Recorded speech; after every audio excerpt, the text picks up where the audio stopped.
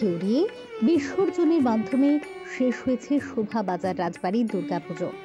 সাবেকিয়ানার সঙ্গে বনেদিয়ানার মেলবন্ধনে শোভাবাজার রাজবাড়ির পুজো এবার 267 বছরের।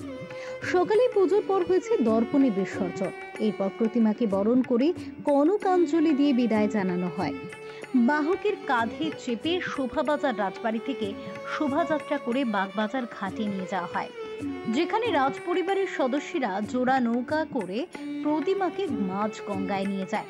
এরপর শোলা দিয়ে তৈরি নীলকণ্ঠ পাখি বেলুনে বেঁধে ওড়ানো হয়। এরপর মাঝ গঙ্গায় প্রতিমা নিরঞ্জন হয়েছে। কার্যত এই ছবি কৃষ্ণনগর রাজবাড়িতেও দেখা যায়।